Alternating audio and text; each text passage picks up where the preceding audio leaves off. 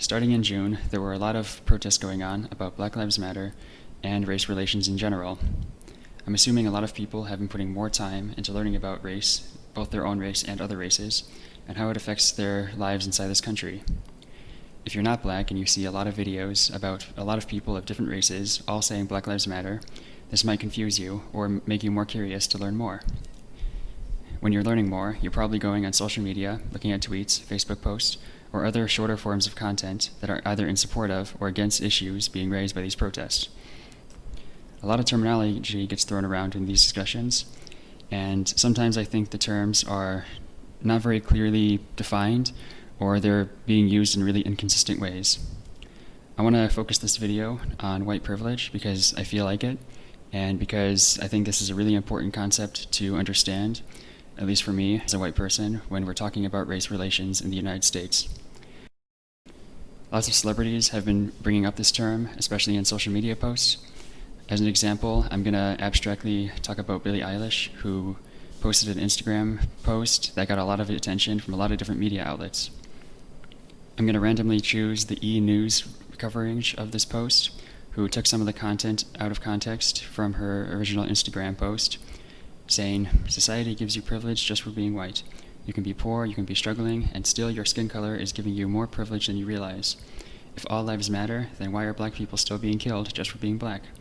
White fucking privilege."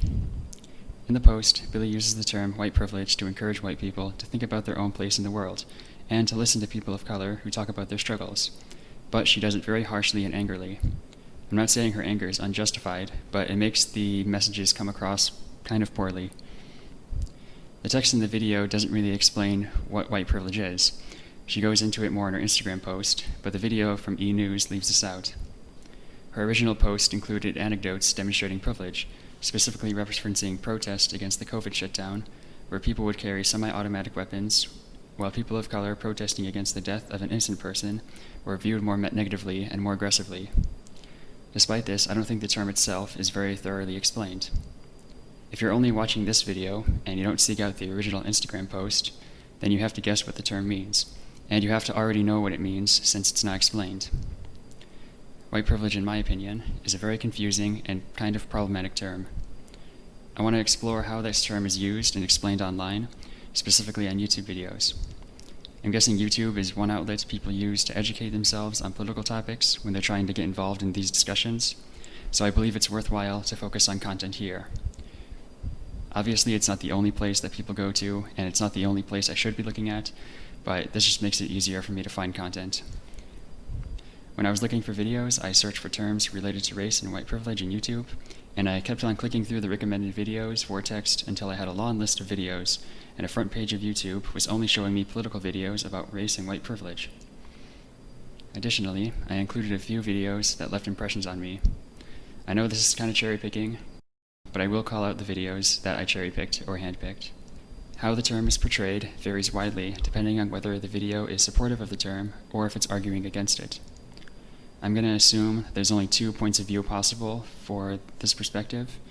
This is wrong because there's obviously more than 2 ways of thinking about it, but I'm going to abstractly categorize all the videos to ones supporting white privilege and those that argue against it or argue against its existence. This doesn't mean these are the only 2 viewpoints. I'm just doing this to organize things. Each side seems to have a different understanding of what white privilege is. Not having a clear definition means we can't have very clear discussions, and not very clear discussions means that we're deviating further and further away from finding solutions to problems that everyone seems to agree on. I want to try to show how the 2 different sides are portraying this term differently, and then I want to talk about how I think these differences come about in the first place. I believe it all comes down to different assumptions and beliefs about the world. Because I have a bias, there's a danger that I will only listen to or only focus on videos that support my opinions. Wait But Why has a really good article about this, but I hope I was fair, and if I wasn't, then feel free to call me out. I think everyone's opinions are formed on good reason and based on beliefs that they have been told about the subject. If someone's opinions about something doesn't make sense to me, I try to think that it's because I don't understand their beliefs or I don't really know what their assumptions about the world is. They might have gotten information different than mine, and we both have different feelings about the subject, creating different opinions. By understanding the assumptions and the beliefs that each side has, I think the whole discussion around white privilege and race in general can become more productive. If we understand each other's beliefs and assumptions, then we'll be able to better understand where the opinions came from, and then we can have more productive conversation. I won't try to start by coming up with a definition of it, because the whole point of this is to show that how many different definitions and understandings there are. Instead, I think it'll be useful to try to see where the term comes from, or at least the modern term.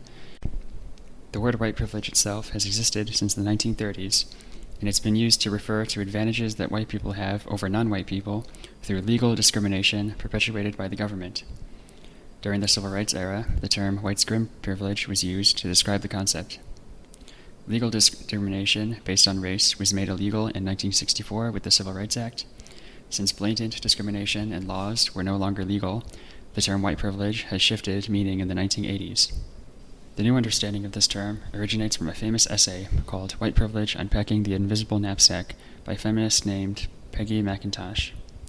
In the essay, McIntosh explains white privilege by cautiously comparing it to male privilege, which I think she does for her feminist audience, who would be more familiar with the male privilege term already, and she can use that as an analogy to help understand white privilege.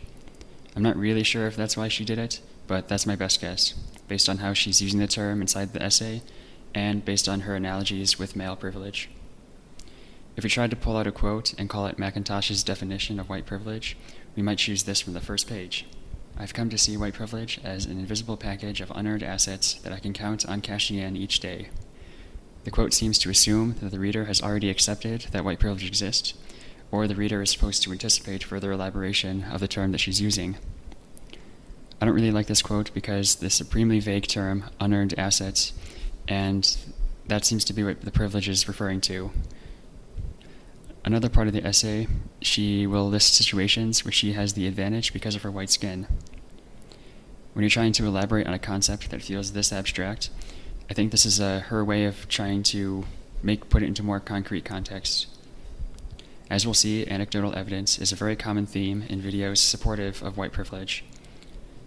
I think she included this list as a way of documenting how she's been trying to conceptualize white privilege in her own life as a reflective exercise, and as a way to make the reader do some reflection on their own life as well. I think it's important to point out that she continues to compare white privilege with male privilege throughout the essay. She uses this analogy when she criticizes herself for her own apathy and ignorance for the advantages that she has because of her white skin. Just as there are men who are indifferent about doing anything about male privilege, so too does McIntosh say that there are white people who are indifferent about doing anything about white privilege. She criticizes herself and questions whether we will get truly distressed, even outraged, about unearned race advantage and conferred dominance. She believes she has been kept oblivious to the concept as a white person, just as males seem to be oblivious or apathetic to male privilege. She claims that it seems to me that obliviousness about white advantage, like obliviousness about male advantage, is kept strongly encultured in the United States so as to maintain the myth of meritocracy, the myth that democratic choice is equally available to all. Essentially, because of all the advantages that she recognizes herself having in her list of anecdotes, she believes that white people have the upper hand in many situations when interacting with other people. She seems to imply that the list of anecdotes she provided is not exhaustive, and that there might be other situations where her whiteness is giving her an advantage that she is not yet aware of. McIntosh does not seem that dogmatic or extreme when talking about how race impacts the lives of white people. She's clear that relating white privilege directly to male privilege is not a perfect analogy. Since racism, sexism, and heterosexism is not the same, the advantages associated with them are not to be seen as the same. In addition, it's hard to disentangle aspects of unearned advantage that rest more on social class, economic class, race, religion, sex, and ethnic identity than on other factors. This doesn't invalidate her previous comparison to male privilege. Male privilege is just another similar concept that she's been using to help her readers understand white privilege. Her original essay explains white privilege as advantages that white people get in some situations because of how people who are white are perceived and treated by other people differently. She's clear that race is only one part of something that affects how you're treated, and one part of you that affects how your life turns out. She believes that white people are unaware or indifferent to white privilege, just as males may be unaware of or indifferent to male privilege. While I still don't have a perfect one-sentence definition of white privilege, I feel like it's a fair exploratory essay which gives an overview of the concept. However, as we will see, how people understand white privilege may be different from, or even contradict, what McIntosh seems to be trying to say in her original essay. Billie Eilish's Instagram post, or the video giving a shortened version of her comments, might be the first place that someone sees the term white privilege used. Many people use the word with slightly different meanings, and sometimes use the term without defining it. This can add confusion to the discussion. We're now going to spend a lot of time watching different YouTube videos that talk about white privilege and racism. One block of the videos are going to be supportive of the term, and the second half of the videos are going to be against the term. Some of the videos I included come from very small channels and have very low view counts, but I don't think this should discredit the contribution to the discussion just because they haven't been given a lot of attention. We'll start with videos that are supportive of the existence of white privilege. The first video I'll show is How to Understand and Address White Privilege from the Village Church Resources. It features the pastor, Matt Chandler, who explains white privilege by sharing about his upbringing. He tells us that he's been taught a white person-centric version of American history, and that the media and the news tends to represent white people positively. The entire experience of my life has been one of I can easily find people that look like me. Almost all my understanding of what made America great is because of efforts and the work ethic of people like me. He seems to challenge the viewer to do some self-reflection on their own understandings of history and how they judge people. Based on this, he's saying white privilege is the lenses or perspective that white people have developed about the world and about other people. These lenses come from a white person's upbringing and their understanding of American history. When he does directly address white privilege, he's very abstract about it, saying it's lenses that we wear, which is a result of being shaped by this invisible force. He even brings up the same imagery of an invisible bag of privilege from McIntosh's article. Recognizing that white people might get offended or uncomfortable being confronted by this, he tries to reassure them that white privilege isn't overt racism, and it's instead a unique experience of life and dominant culture. Everything he's talking about has nothing to do with what white people have actually done intentionally. Instead, he's asking the audience to consider unintentional judgments or preferences that they might have had about non-white people because of their upbringing and of how they experience the world. The video seems to be for a white audience because Chandler keeps using the word we, meaning him and the white audience. I imagine this video would be used in a community center program where a white audience would watch the video and would later be encouraged to engage in discussion about their privilege. The second video is from Sarah Press, and it's a little bit more direct when it's talking about the term white privilege. The video, titled Is White Privilege Real or a Myth?, in which she answers her own question within the first minute of the video. Being white in America is an advantage because it means you don't have to deal with the prejudices, biases, and stereotypes that come with having black skin. The definition she gives focuses on the lack of disadvantages that white people have, rather than the advantages they have. To me, this is interesting because it doesn't put the focus of the phenomena on the actions or experiences of white people, despite white privilege being the name of the term. However, she never really says where these prejudices, biases, or stereotypes come from, outside of saying that it's human nature. Instead, the definition seems to focus on the experiences of everyone who's not white. To accept this, a white person would have to hear of and believe that non-white people experience hardships because of prejudices, biases, and stereotypes against them. Otherwise, human nature may not be a satisfactory explanation. She does share some research about the results of white privilege, showing racial inequalities, but I don't know if the studies address the causes of white privilege. To be honest, I didn't really take time to look at her studies that she cited. She continues to give anecdotes about situations where white people might have an advantage over non-white people as a way of making the abstract concept more concrete. This is similar to what McIntosh does in her essay when she was conceptualizing white privilege. She seems to anticipate a responder's counter-argument, where they might provide examples of white skin not being an advantage. Now, it's not a golden ticket. It doesn't guarantee success. And it doesn't even mean that there aren't certain situations where it's advantageous to have darker skin. She also criticizes others, sharing that, That being said, I think that liberals tend to overestimate the importance of white privilege. White privilege is real, but it's not the only privilege that exists, nor is it necessarily the most important one. So far, we have seen white privilege characterized as something that disadvantages non-white people. We have seen two different related explanations. The first says that white people, including the audience, have grown up in an environment that advantaged them and that they therefore will have a perspective of themselves being more valuable and important. The second cause that we see is that white people tend to hold prejudices and stereotypes about non-white people, which happens because of human nature rather than your upbringing or your environment. While both the videos touch on prejudices and stereotyping as a cause of white privilege in some way, they don't spend a lot of time on the historical causes of these prejudices. We see a little bit more of history and the causes of these stereotypes addressed in the next video, which is one of the videos that I've cherry-picked because I saw it a couple years ago, and when I was thinking about videos discussing racism, it's one of the videos that came to my mind. The video is a discussion between different drag queens, and Bob the drag queen will try to give an explanation of racism. He's going to give a very controversial claim and say that all white people are racist. Before seeing his explanation, I want to preemptively defend his use of the term racism. This word has a lot of negative connotations to it, and it's associated to people committing atrocities and hate crimes. When thinking about racism, I think it's good to imagine it at different levels, because then you can have an easier time accepting the possibility that someone is racist or that you are racist. To me, racism means that you perceive people differently based on their race or based on how they look. I believe that you can still be raised right and taught to be a fair, compassionate, and respectful person, but you can still be racist because of your environment. Being racist doesn't necessarily happen because of your actions or because of the actions of people who raised you. It more comes from the environment that you grew up in and the way you're used to being portrayed.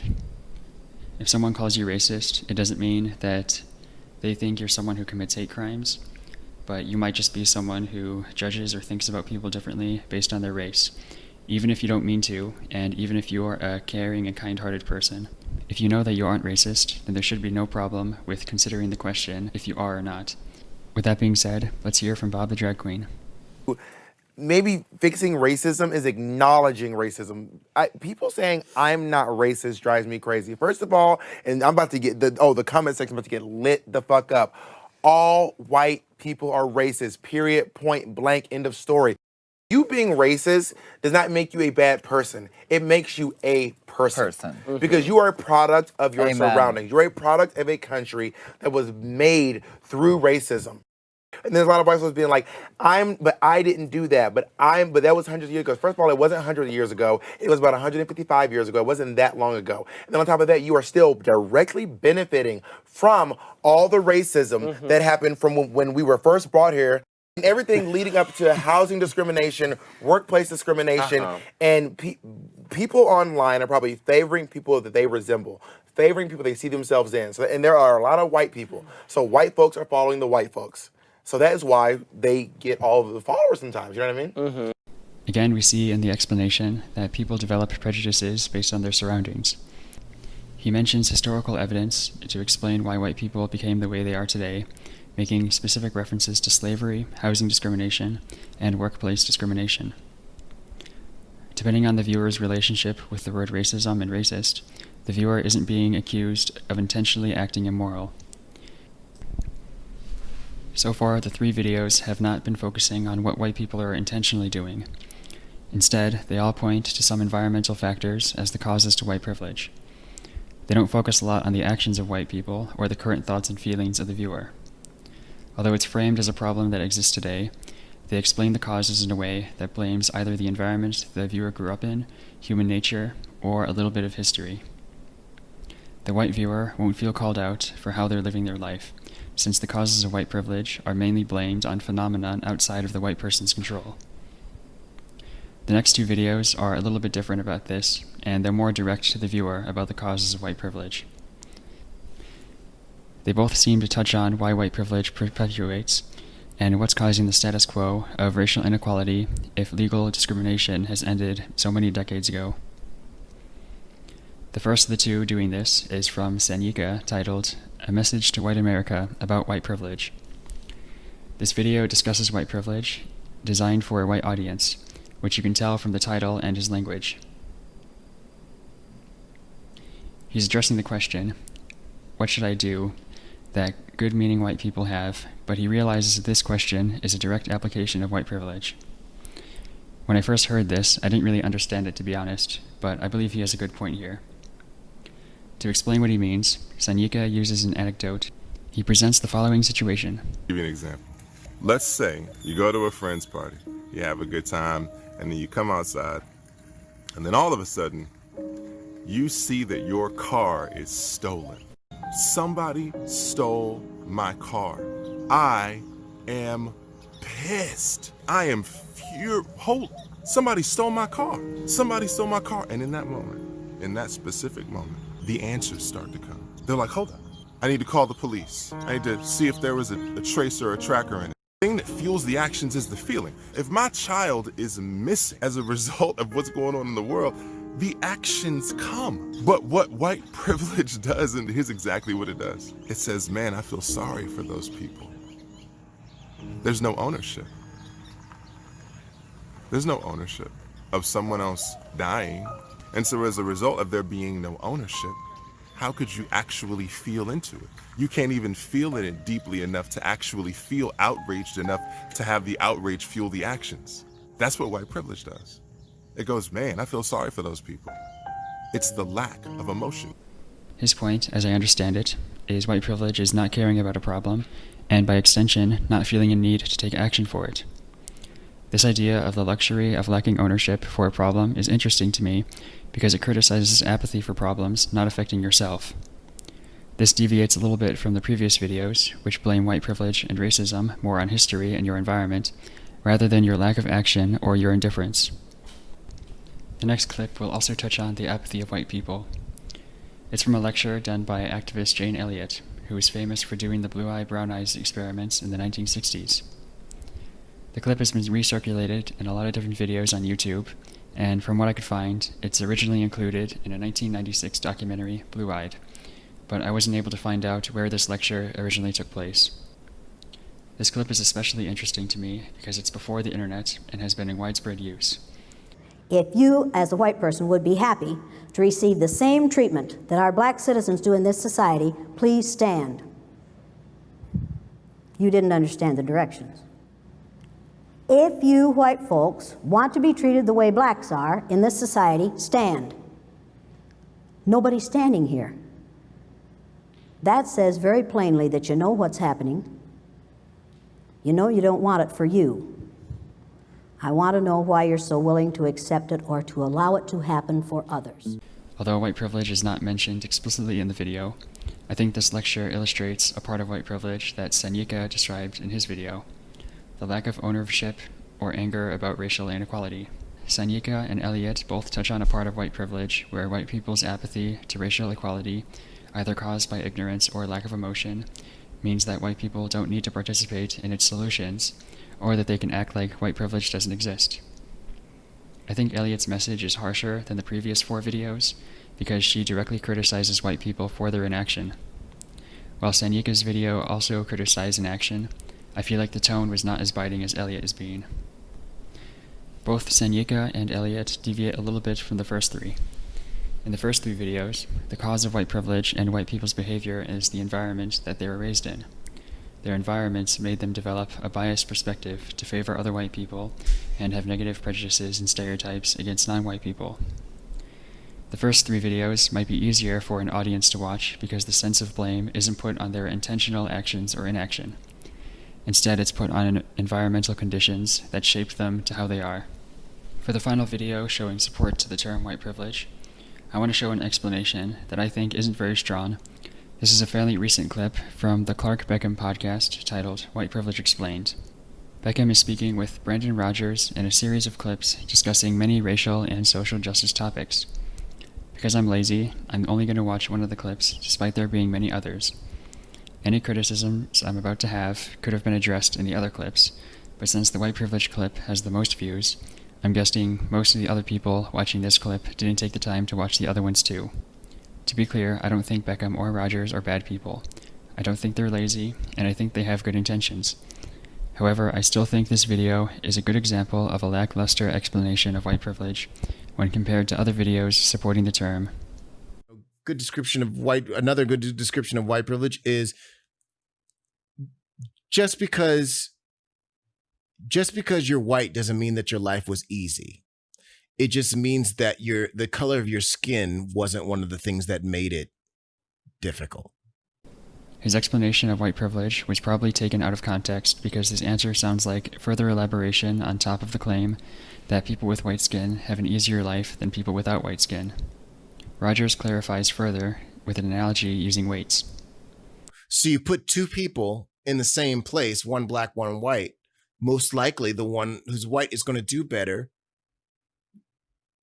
because this guy's got one more thing that the white guy can't have, which is the color of his skin.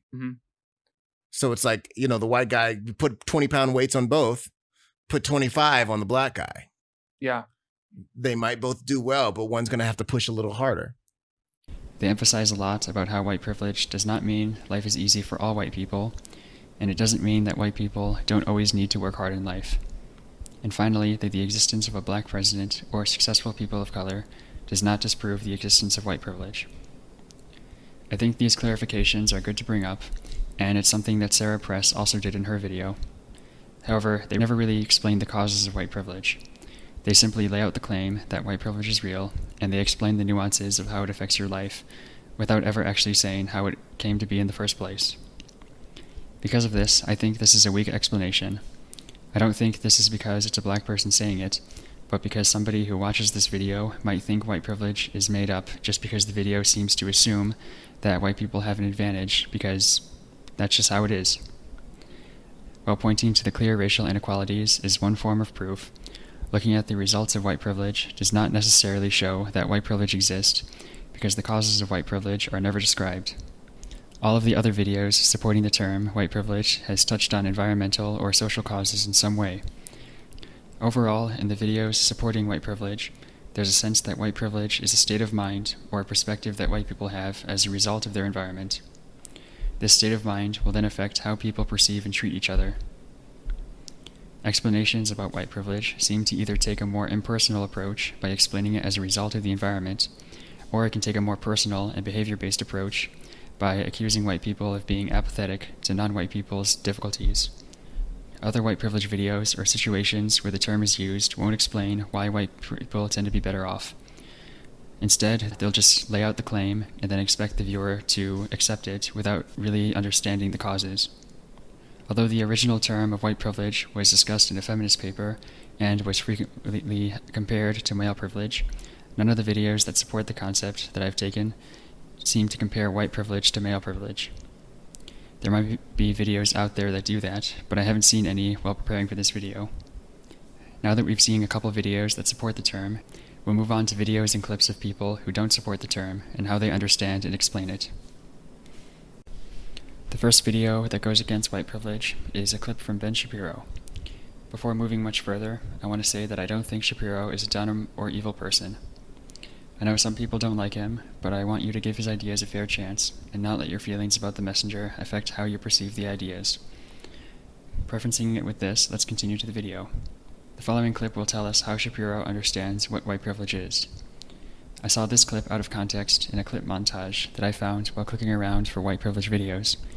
The quote originally comes from a July 2017 congressional hearing called Challenges to the Freedom of Speech on College Campuses with the Committee on Oversight and Government and Reform. Shapiro was one of the witnesses. Based on the transcript, the quote is taken from the middle of a discussion around an incident at American University where, after they elected their first African-American student body president, Taylor Dumpson, nooses were hung around the campus with bananas with the message, AKA free, referencing the new student body's president's sorority. Congresswoman Stacey Plaskett addresses Shapiro, referencing his previous use of the term white privilege earlier in the hearing. Shapiro prefaces his response with the following. What I say on campuses all the time is if you want to cite instances of racism that we can all find and fight together, that's something that I'm more than willing to stand next to you and fight because that's obviously stuff that we should fight together. Here he seems to be addressing the concerns about the hate crime that they were discussing. He then addresses the use of the term white privilege. You just say that there is a white privilege out there in the ether and that by dint of birth your skin color generates for you an advantage. What you're really saying to people is that your view is less valuable because you have not experienced what I've experienced. And that is an identity argument, that's a character argument, that's not a rational political argument that can actually be taken on in any way. It's more of a cudgel and a club. Shapiro describes white privilege as something out there in the ether. I think this describes a criticism of white privilege very well, that white privilege is a very abstract concept that comes out of nowhere. However, the previous supporting videos did touch on some of the more concrete causes of it, which means that Shapiro's exposure of the term might have been from sources where its causes were not addressed, or where it was assumed that the audience would simply accept that it exists without clarification. I don't know this for sure, I'm just guessing. He also characterizes white privilege as a cudgel in a club, used to shut down discussion rather than promote it, because the white person doesn't have the same experiences as non-white people. The Shapiro clip doesn't directly define white privilege. Instead, I think it captures how the other videos tend to feel about it. It's characterized as something that's ethereal and used to shut down conversations or make excuses. The next videos will define the term more clearly. This video from January 2017 has the most views from any other video that I'm referencing. It's titled, Black Woman Destroys White Privilege Myth. I'm going to refer to her as Bernie because that's what she seems to be her name based on the social media handles. If I'm guessing her name incorrectly or if I'm using the wrong version of her name, I don't mean any disrespect. In the video, she introduces the concept of white privilege, explaining why it doesn't make sense, why she thinks people use the term, and then will recommend to the viewer what she believes people of color should be doing to make their lives better for themselves. She defines white privilege as follows. So white privilege is the concept that no matter what, if you're white, you're doing better than any black person ever because your skin is white. She addresses the black audience's anticipated anger at her for saying that. If you are getting bent out of shape by me saying there's no such thing as white privilege, then you're a black person that loves your victim status and you got a big fat chip on your shoulder. She believes that white privilege is a way of playing the victim and pushing your problems onto other people rather than taking responsibility for them yourself. She seems to equate privilege with being successful or at least stable in life. This is clear when she says, if you go to work every single day and you work a 40-hour work week or more, you're not privileged. If you pay taxes, you're not privileged. To me, this clarifies further how I think she understands the word privilege. If you're not in poverty and you're doing good for yourself, then you're privileged. Therefore, white privilege must be the idea that all white people are not in poverty and they're all doing good for themselves. If someone did claim this about all white people, I would agree with her that this is unrealistic. I don't know how Bernie got to understand white privilege to mean this. She might have equated privilege with economic success or stability because the original context when she heard the term might have not made clear what privilege meant, or the usage of the term might have implied economic success. I recognize that it's unfair for me to make assumptions about how she developed an understanding of a concept, and I don't want you to believe that's how she understood it. I'm just guessing based on what I'm seeing. During her explanation, she makes an interesting claim about SJWs and liberals, saying that, because I don't want people policing language. I don't want people pulling out my race card and throwing it on the table whenever they see fit, that don't really like black people. The social justice warriors, I find, are the most racist of all. Whenever I say white privilege is a myth, they're the ones that get angry, and they say they feel sorry for me. Why do you feel sorry for me? Because I don't feel like a victim. White privilege implies non-white people are worse off, which could result in unwanted pitying, sorry feelings from white people, or result in white people feeling sorry for all non-white people. I admit I do feel sorry for non-white people, and I honestly don't know if these feelings are demeaning or insulting. I don't believe non-white people have naturally less ability. I just feel sorry because I think that they are affected by prejudices and stereotypes which may have made their life more difficult than mine. I'm honestly not sure if this is insulting to think, and if it is, then I want to be called out for it. I try not to let these thoughts influence how I interact with people. The next video that goes against white privilege is from Zach Hinn, titled White Privilege from an Asian Perspective. Before he defines white privilege, we can see what he seems to equate privilege with economic success, just as Bernie does in her video. As he's introducing the topic, he comments, "But real white privilege from a socioeconomic status. You ever heard of it from an Asian? Have you ever heard an East Asian or an Indian talk about white privilege?" This trend continues throughout the video, where he uses the term affluence and privilege interchangeably. Also like Bernie, he says white privilege is just an excuse for taking on a victimhood mentality. It is just one of those things that have been fed to you for the longest time by progressive liberals and a lot of people on the left to keep you exactly where you are and to feel like you are part of this group identity, that you can't get ahead in America, that you can't make something of yourself, that race and that whites have an unfair racial advantage economically, socially, that will prevent you from getting ahead because they hold all the power in America. They hold all the cards. And shit, if you're black or you're a minority or, you're a Native American, you are just out of luck and you can't get any. He defines white privilege as a concept that's meant to make non-white people give up or not try to make themselves into something. To me, this is a very reasonable concern and interpretation of white privilege. I don't know if that is what the original purpose of the term was for, and it might be a way that some people are using it. But from the videos that are supportive of the term, and from the original usage of it, I don't really think this is what the term is actually trying to do. But since several videos claim that white privilege is meant to shut people down, I don't want to discredit the possibility. In the video, he says that Asian people tend to be more educated and tend to make more money than white people on average. Because of this, they don't see Asian people complaining about or talking about white privilege. When you think about Asians and how we've been able to get ahead, it completely disassembles the whole concept of white privilege. Because here's where it comes into play.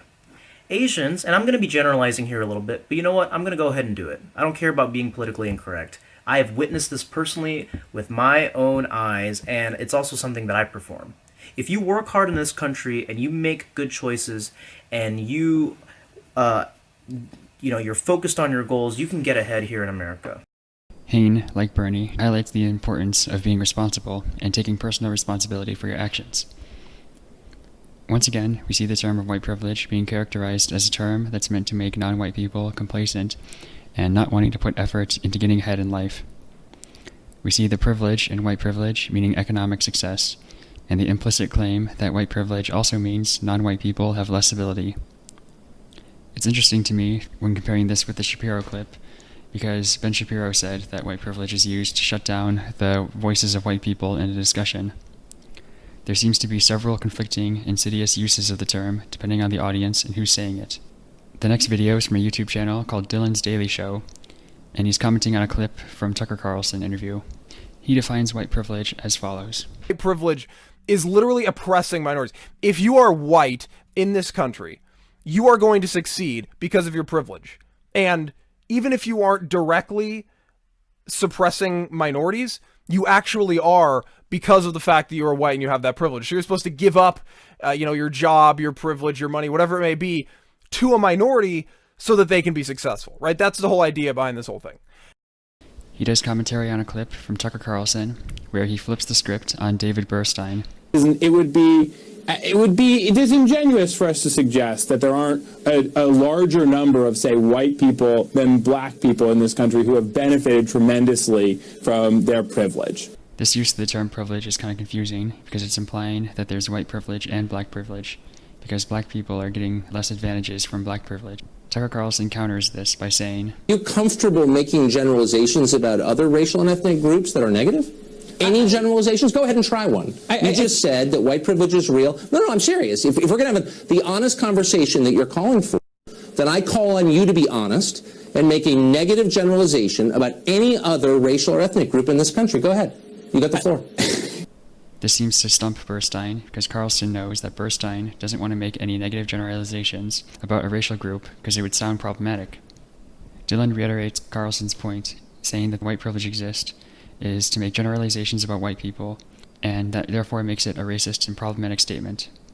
Dylan further elaborates on the definition of white privilege. You're assuming that all white people based on the sole fact that they are white, are going to succeed, right? You're taking out IQ, you're taking out that, and you're assuming that because of the fact that they're white, they're going to succeed. Carlson and Burstein don't say this in the clip, and I'm guessing that's why he chooses to elaborate on it. Similar to the statement made in the last video, Dylan also points out that white privilege can be harmful to minorities. When you come out and say that white privilege exists, you're saying that you are successful based solely on the fact that you are white. Now, what does that mean for minority groups? It means they aren't successful because they are black. So if you come out and you defend white privilege and you say that white privilege exists, what you're actually saying is that minority groups do not have an equal chance in this country because they are not white. Just as Bernie and Hing said in their videos, Dylan points out that the existence of white privilege implies that there's a limit to how much non-white people are able to succeed, since white people are supposed to be the only ones who will be successful. He believes focusing too much on white privilege and differences between racial groups is not productive. Instead, we should be looking at real problems in the world and focusing on solutions practically, rather than focusing on abstract social problems. The next video that goes against white privilege is from Sydney Watson, titled, "White Privilege is Not a Thing." Throughout the video, Sydney cites clips from an interview where Jesse Lee Peterson was discussing white privilege with Starlight Quarles, who's the president of Urban X Marketing and host of a show called The Dialogue. She doesn't cite the interview in her video's description, and it took me a while to find the original source of this video. I like her video because it starts with a history of the term itself, which I kind of adopted to the beginning of my video. I like that she gives a history because it's one of the bigger criticisms of other videos I've discussed. She cites a paper called White Privilege, A History of the Concept in her video description, and that's where I assume she got most of the historical information from. She starts it out by saying, Writers and researchers have argued that the term white privilege existed since the 1930s, when writer W.E.B. Du Bois argued that whiteness and white Americans are given a level of social status not afforded to other ethnicities. During the civil rights era and segregation, the term white skin privilege arose, and again it referred to rights and privileges afforded to white Americans during and directly after slavery. She implies that its meaning hasn't changed much over the last few decades. Even after anti-discrimination laws were passed in the US in 1964, activists and scholars still continue to use the term white privilege to refer to very obvious structural and governmental discrimination. However, I'm not sure if she read the entire paper because of how she presents the definition of white privilege. The paper mentions it in the first paragraph of the introduction, saying that the term's meaning has changed in 1987 to how McIntosh thinks of the term. To be fair, I know this is being very nitpicky with how she's using her words, but it does make me question how much of the source she read and then used in her video. She clarifies what white privilege means with how race affects your life. White privilege has nothing to do with class, wealth, status, or anything like that. That is correct. Your money, your status, and all those other things have literally no impact on you having privilege. You are just privileged because you white.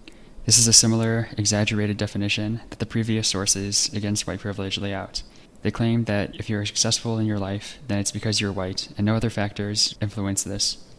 This definition is different than the one I pulled from the paper she used when giving history of the term. The gist of the parts that I did read seemed to be that the use of the term changed from describing blatant legal discrimination to more abstract psychological and unconscious advantages given to whites by other whites.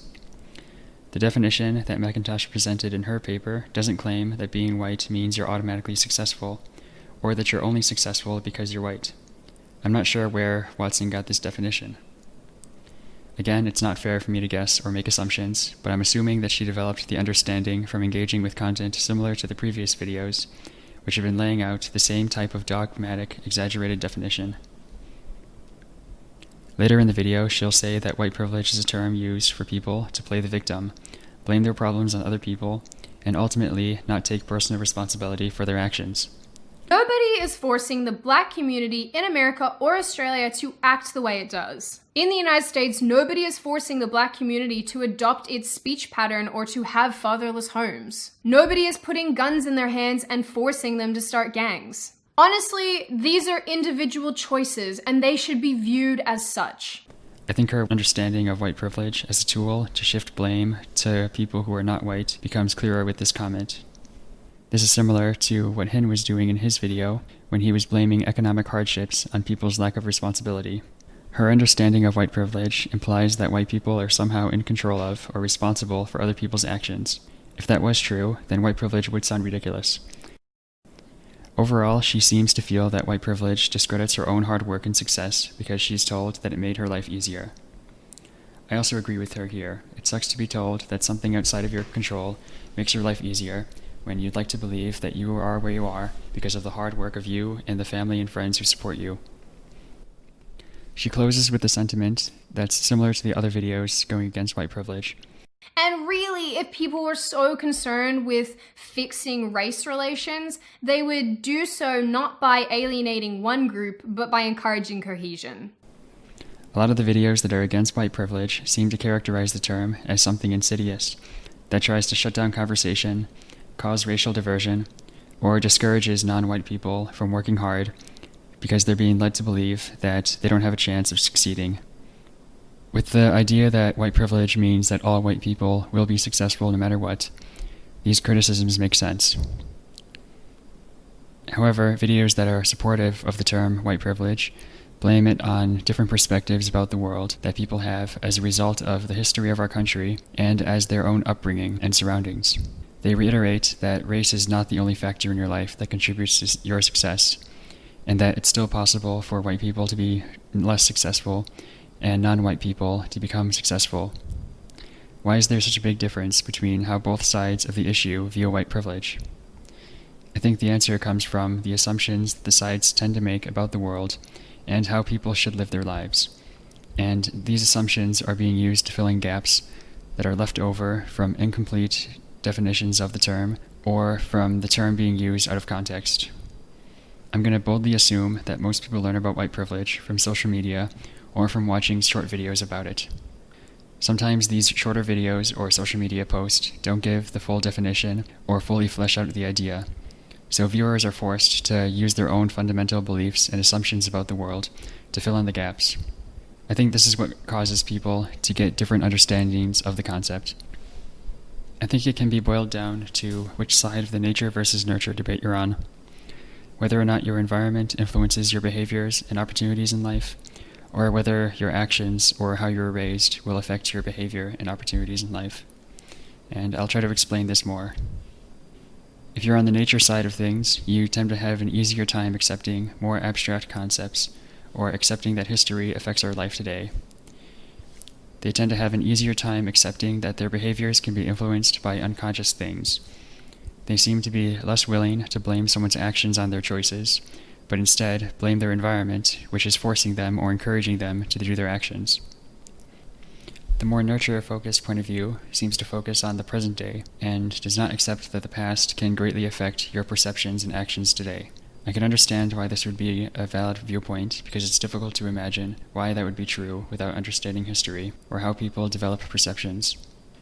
I think people who are supportive of the term white privilege tend to believe that someone's environment affects their lives more, and people who are against the term or don't believe in white privilege tend to believe that your actions and choices affect your life more.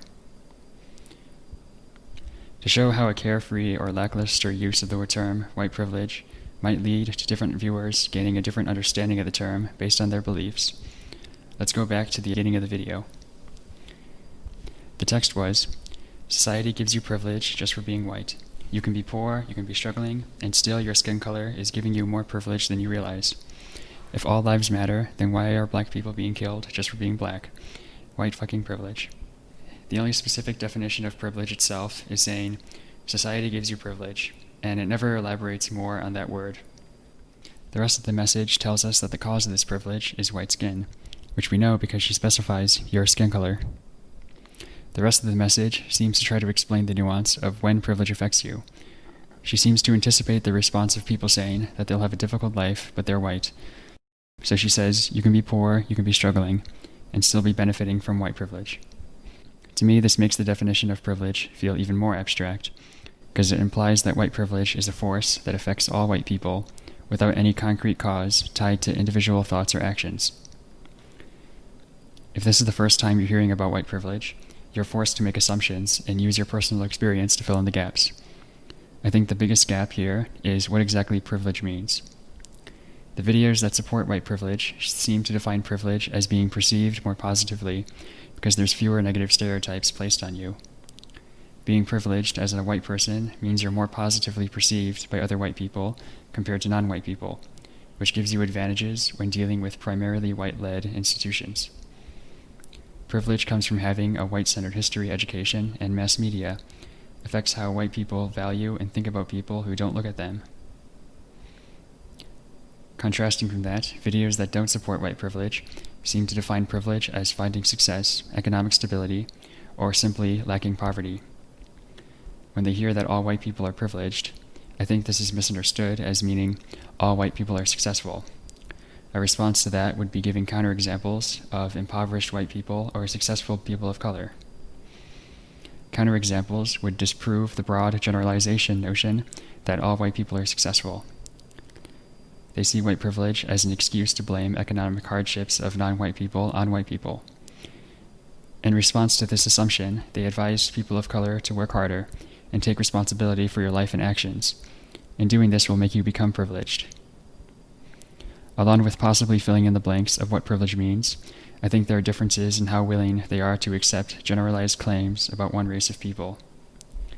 Videos that support white privilege seem comfortable with making race-based claims because they see the social causes of it, mainly racism affecting how people interact and perceive one another. Because white people and non-white people have to be treated differently and are perceived differently by people based on their race, they seem to think it's reasonable to make this generalization about one race. Racism and prejudice is the fundamental cause of white privilege in their view. They see privilege working on a smaller, more subtle scale, and they even accept that they perpetuate privileges unconsciously. If being privileged means being treated better and being given more chances because of your race, the cause of white privilege is social and racial, so it makes sense to make a social or racial generalization. Videos that go against white privilege are not comfortable with making generalizations about one race. They tend to believe it's wrong to make broad statements about one race. They don't seem to accept that racism and prejudice are larger issues today. In other words, we live in a post-racial society. Ever since discrimination became illegal after the Civil Rights Act of 1964, because judging one race of people is a bad thing to do, and because all people should be and are treated equally, it's wrong to claim that white privilege is real. Because I believe these videos interpret privilege as economic success or lack of poverty, it makes sense that they would not believe white privilege is real. I don't see a logical, straightforward connection between your skin color and your socioeconomic status, especially if discrimination based on skin color has been illegal for over 50 years. With these two different understandings of white privilege, I believe the corresponding recommended solutions for racial inequality makes sense on both sides. For videos supporting white privilege, they seem to believe that the solution is for white people to examine their own prejudices and racist tendencies. They seem to want more positive representation of non-white people in the media. They seem to want people to change how we perceive our white-centric history. We see this with the desire for more diverse representation in movies, and with people looking to tear down statues of Christopher Columbus. I think these are meant to be social changes, which makes sense because it's addressing the social and racist causes of white privilege from their point of view. Videos that are against the term seem to believe that the solution is for people to work harder and take responsibility for their actions. Because they seem to believe privilege means economic stability, the solution to that is to get a job, not get involved in criminal activity, and promote good character. They don't believe white people are involved in white privilege because they don't believe it's a valid term. Because they believe it is an excuse for people's own hardships, or because it's a way for people to play the victim, it would be reasonable to want people to not let themselves feel defeated or become apathetic about achieving their own success. By saying that white privilege is not real, this means that they're saying everybody has an equal chance, and everybody can get somewhere in life as long as they work hard. Unfortunately, because both sides do not understand the concept of white privilege the same way, the respective solutions that they propose might be naive or tone-deaf when heard by the other side. If you believe that white privilege is caused by social problems or racism that's out of your control, being told that they just need to work harder might sound insensitive or unreasonable, because people can't control how other people may be negatively biased against them. If you believe that white privilege doesn't exist and it's just an excuse for people of color to play the victim, then being told that you're racist or that you need to examine your own prejudices or perceptions might come off as unreasonable or offensive. If you believe your country is a place of equal opportunity that values equality among its citizens, and you believe that you're someone who treats everyone equal, it might be offensive for someone to accuse you of being prejudiced or accuse you of being racist, because that's going against the value that you held and your belief in the country values. It might sound condescending to be told that you need to be less apathetic and to help people of color more if you believe that other people's economic problems are not your own problems, or that they're problems that they have the ability to solve themselves. Just so I'm being clear about my intentions, I think that white privilege exists, and my understanding of it is matching the supportive videos more. To be honest, I kind of want to believe in white privilege. I want there to be a reason for why there are racial inequalities in the world. In my mind, the alternative explanation to white privilege is that non-white people are naturally lazier or less hardworking people, and I don't really want to believe that because that could lead to some really dark places. If you're white, I hope that you'll take time to understand white privilege as I understand it, and not necessarily how it's presented in videos going against the term. I think the videos going against the term are not representing it very accurately, or they're making exaggerations to hide the nuances of the concept. I think the term white privilege itself is problematic, but it's easier to deal with if you remember it's meant to be analogous to male privilege. I think taking time to think about what it means to be white and discussing race is valuable. White people are often viewed as the default race, which implies that it's a more significant race. By examining your own race as a white person, you're putting all the races on an even playing field, and you can have an easier time thinking about it without it being an us versus them mindset. Being privileged doesn't necessarily mean that you're not in poverty or that you are successful. I think being privileged is about being viewed more positively or being perceived as innocent because of our race. When you hear or read anecdotes of situations where white skin is an advantage, I think these lists of situations are meant to be a starting point for us to become more aware of how our race may impact interactions and experiences we have in our daily life. I think it's meant to help begin a process of self-reflection and an internal dialogue. I think videos that don't support or don't believe in the term are misunderstanding or misrepresenting the concept. I don't want to believe this is being done on purpose. Rather, when there are filling in gaps in explaining white privilege, or when the term is used ambiguously, people will naturally fill in those gaps using their own value system. I assume that more conservative people value personal responsibility, and they believe that people have control over their choices. They believe everyone has equal opportunity, and that hard work and good character can get you anywhere in life as long as you tried hard enough. In isolation, I think these are great things to believe in, and I think everyone has good intentions behind them. When we combine these values with a lackluster or weak explanation of white privilege, framing it as something that white people do to other races, I think this contradicts the assumptions behind a value system that believes that we all have equal opportunity and that hard work can get you anywhere in life. The very idea that white people like us judge or treat people differently conflicts with our desires to treat everyone equally. Saying that there's a group of people who don't have equal opportunities because of how they're perceived by others, which is a force not in their control, conflicts with the belief that anyone can do anything as long as they try hard enough. I think the contradictions between the concepts of white privilege and the previously mentioned value system can cause a sort of dissonance in people's heads and make it difficult to develop a more nuanced understanding. If some of your beliefs are not true with the concept, you might believe that people presenting this concept go completely against your own values and beliefs. I imagine an internal dialogue kind of like the following. Well, if black people have a harder time getting something in life than white people, then why would they try in the first place? Maybe hard work doesn't even matter. Do people really think your race matters more than working hard and being responsible? Obviously, I have no idea if this is actually how people think.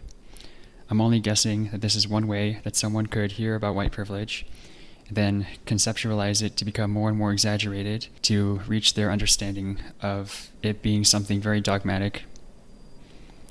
The point I'm hopefully making here is that these misunderstandings make sense given how people are exposed to the term in the media, combined with their own assumptions and value systems, which combined lead to an incorrect understanding of the concept. However, since the concept might have never been fully explained or considered, this really isn't their fault. We can only piece together our own understandings from what we're told, and then everything else we have to fill in the gaps with our own experiences and beliefs. If you hear somebody vehemently denouncing a concept, or they say something about a concept that seems very tone-deaf or insensitive, don't be too shocked or offended, because the person doing this might have a completely different understanding of the concept than you.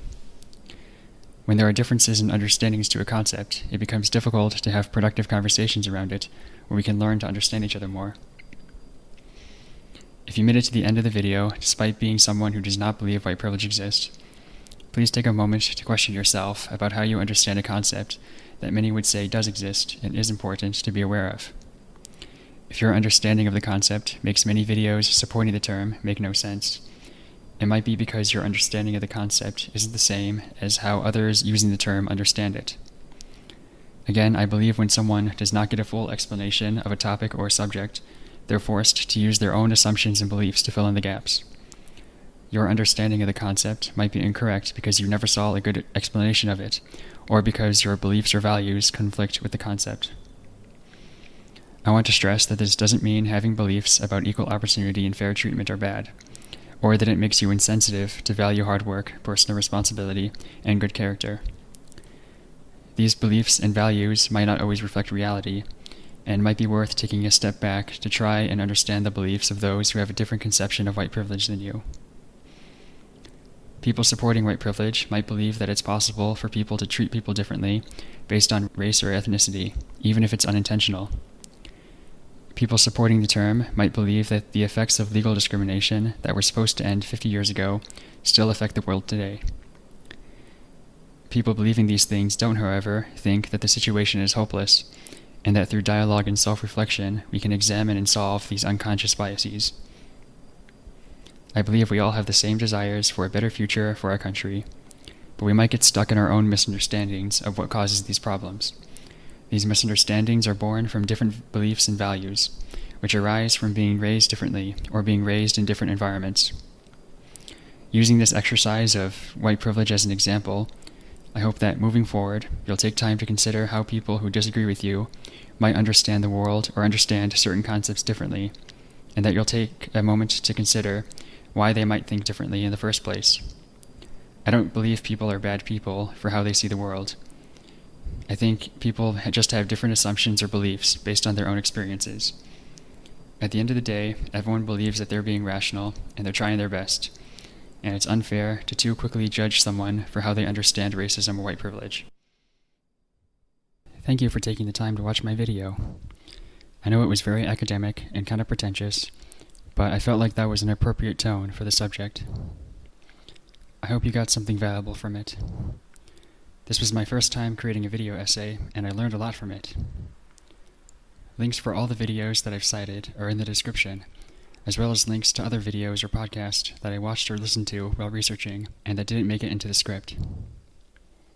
Additionally, I highly recommend reading Margaret Hagerman's book White Kids, where she documented how white kids growing up in a white affluent neighborhood developed understandings of race. This book, combined with the protests in June, are what inspired me to create this video. Thank you again, and I hope you have a lovely day.